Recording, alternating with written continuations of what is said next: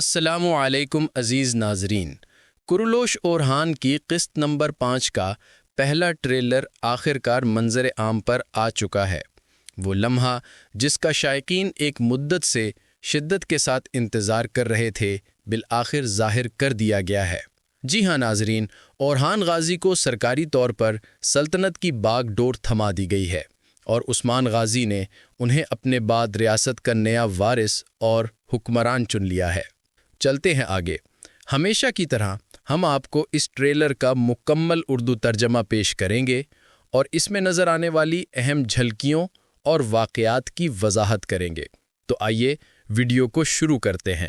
Trailer کے آغاز میں دیکھا جاتا ہے کہ اورہان بے جنگل کے اندر اکیلے سفر کر رہے ہوتے ہیں اور اچانک وہ تلوار نکال کر تیار ہو جاتے ہیں۔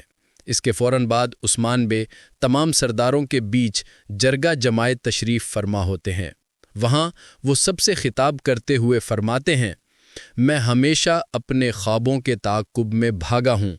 اپنے دل کی گہرائیوں میں ابھرنے والے چنار کے درخت کو میں نے اپنا نصب العین بنایا۔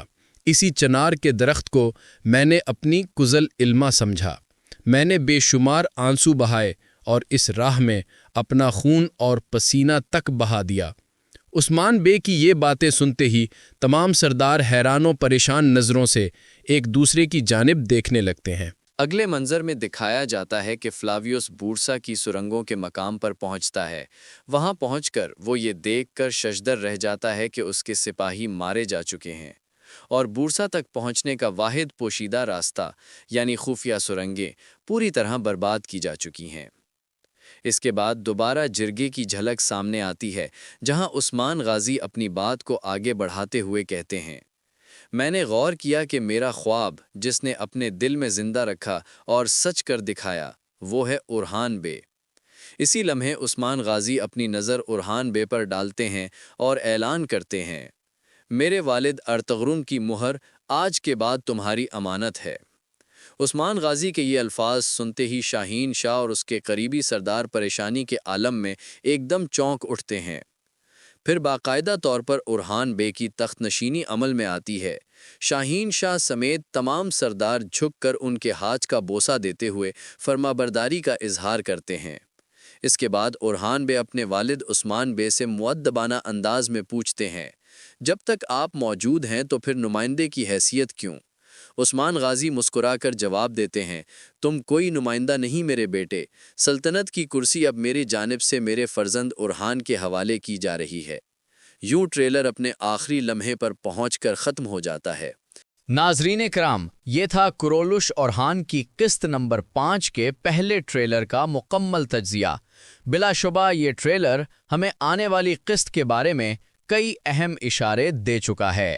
اورہان غازی کی تخت نشینی کے بعد اب سلطنت عثمانیہ ایک نئے دور میں داخل ہو چکی ہے۔